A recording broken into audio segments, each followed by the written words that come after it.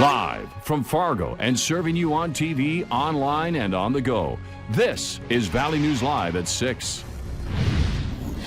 We're following some breaking news out of West Fargo that we first told you about tonight on Valley News Live at 5. Crews are still on scene of a structure fire there, and it has been ruled arson. That's also where we find Valley News Team's Katie Opperly with the very latest. Katie, what do you know?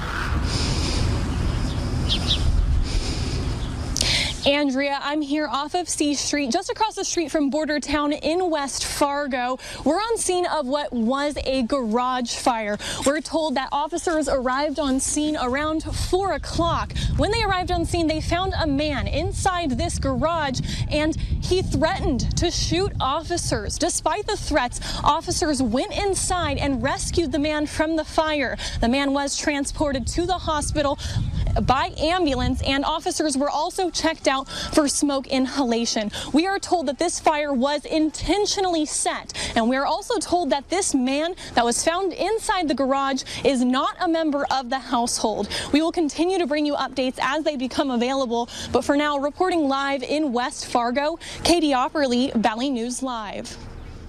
All right, Katie, thank you. It's been a worry for many across the country. Will the coronavirus make it more difficult for people to get their hands on the medications they need every day?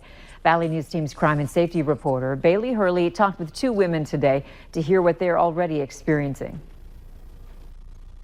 This medication is necessary for me to be able to just function normally. Meg Morley and Christy Wilford have been suffering from autoimmune diseases for years, and they, like many in the valley, take hydroxychloroquine to help ease their symptoms. It's like so vital to unconfusing my immune system and keeping me healthy. But now as the drug is being studied to treat those with coronavirus, many pharmacies are running short on their supply. I did call my personal pharmacy, and they, at that point, only had 12 pills on hand. Wilford says she ran into a similar problem, but luckily was able to fill her 3-month supply at another Grand Forks pharmacy. But as for if either will be able to refill again is unknown. I don't want to go back to that condition that I was in. The bigger concern that I have is that if I don't have it, my immune system is all screwed up. It's hyperactive. For many, there are no alternatives to this prescription. Both women say on top of their painful symptoms returning, life without HCQ also means their immune systems will become more compromised. I need to not get the virus, and the only way that I can not probably get the virus is to stay on this medicine. They urge people not to hoard the drug during this pandemic and say if you do have extra left behind, to see if your local pharmacy will take it back. In Grand Forks, Bailey Hurley, Valley News Live. Sanford Hospital also says it's experiencing a shortage of HCQ, but say they are able to provide the drug for those with a chronic disease that they can validate. They say so far the drug appears to have potential to help those with coronavirus, but they add there is still no time frame as to when more HCQ will be made available. And as far as when will this resolve, it's completely unknown at this point, just because there are various generic manufacturers that are getting into the production. And so it could be really, really short, or it could be a ways out. Minnesota Governor Tim Walz announced a stay-home order for Minnesotans today to help slow the spread of COVID-19 in the state. Walz says he's putting in place significant mitigation for 2 weeks and plans to reduce person-to-person contact by 80%. The stay-at-home order extends from March 27th at 11:59 p.m. to April 10th at 5 p.m., directing Minnesotans not to leave their homes except for essential needs. North Dakota Governor Doug Burgum provided an update to the coronavirus cases in the state just a short time ago. 9 new cases have been confirmed involving both men and women, ranging from people in their 30s to people in their 70s. Cass County added 3 cases, a man in his 50s, another man in his 50s, and a female in her 50s. Governor Burgum also announced today an order that would help first responders.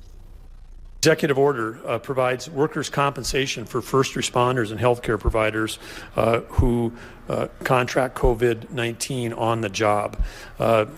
The environment of someone who's working as a first responder significantly increases their direct exposure to COVID-19 as they're working to help others and save others' lives.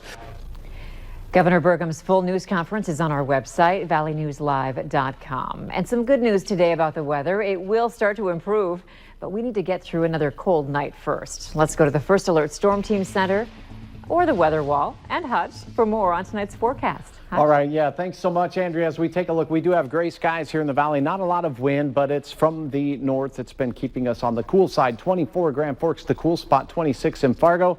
We have 30s elsewhere to the east and to the west. A batch of snowflakes dashing along the South Dakota border. We're seeing just a little bit of very weak echoes on the radar display here in the southern Red River Valley. Here's a look at your planner for tonight. Temperatures slipping down into the mid-20s, cloudy skies, and I cannot rule out a flake mainly south of Fargo. In Grand Forks, we'll have some breaks in the clouds later tonight. Temperatures closer to 20 degrees as we head into the overnight hours. Well, we're making it through hump day. After that, we got some warm weather on the way. Details in a few minutes.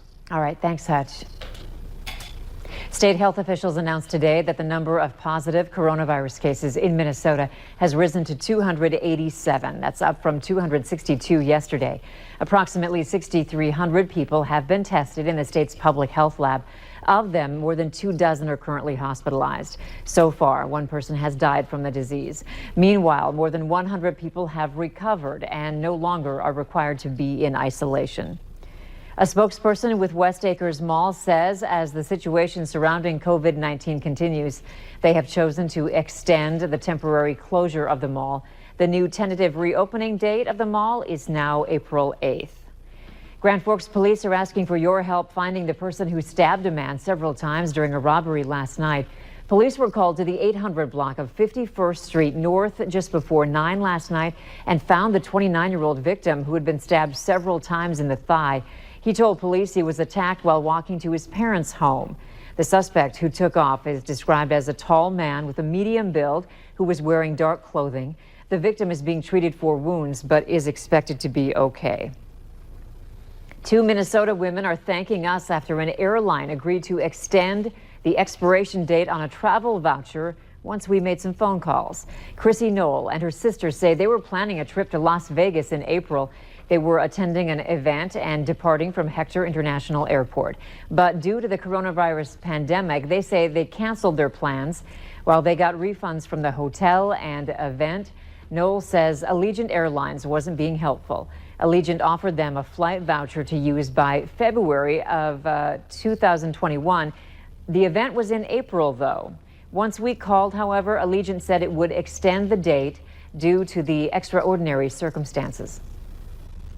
I did make the phone call and couldn't get any results, and look, just like that, you got results. Thank you.